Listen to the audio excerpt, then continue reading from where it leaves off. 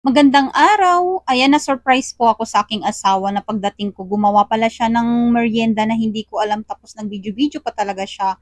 So, 'di ba? Kasi umuwi po ako nito ng medyo maaga-aga, siguro alas 4 po ang out ko nito at siya day off sa araw ata ito ng Sabado. Thank you Lord na napaka-supportive po ng aking asawa. Lahat ng trip ko sinasabayan niya. Pero minsan sinasabay niya ako pag yung tingin niya na hindi tama. Pero this time na alam niya talaga dati pa na hindi pa kami magjowa, magtropa pa lang kami dati. Sinisimulan ko na po talaga ang pagbablog-vlog kaso nga lang napuputol-putol kasi alam mo yung kulang ka pa sa knowledge, kulang ka pa sa confidence. So ngayon medyo napagtripan kasi wala nga kaming ibang magawa sa buhay ano.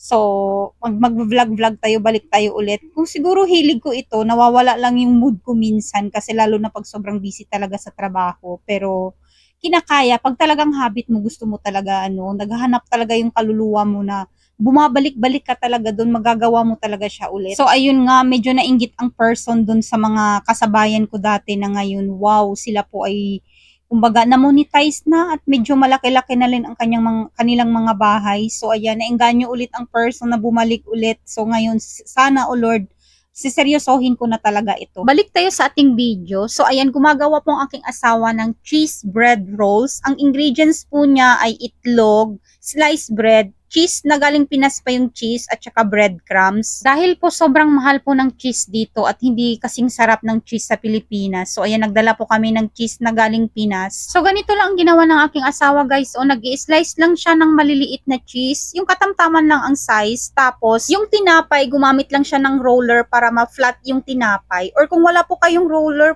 pwede naman po kayong gumamit ng kahit anong bilog. Pwede po bote para lang ma-flat lang yung tinapay.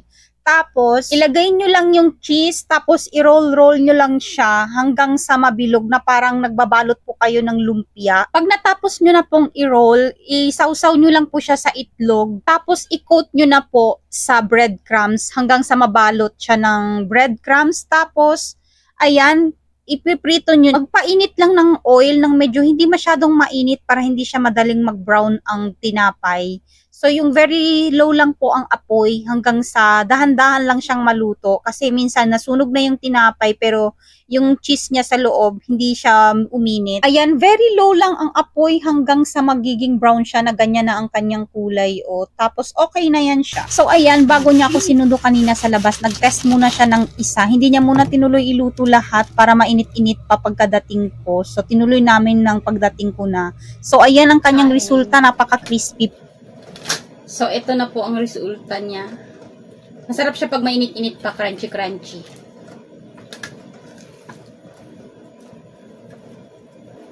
Ayan o. Masarap. Pares ng, ano nga ito? Mango float. So, diba perfect. With kape at saka tea.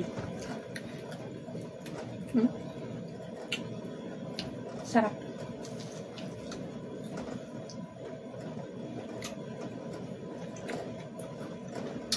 Perfect pang merienda to.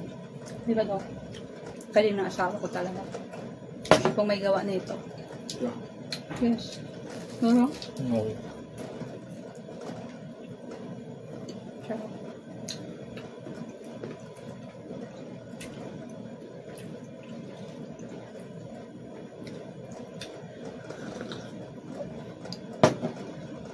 Yung cheese kasi medyo maalat-alat ng konti, no?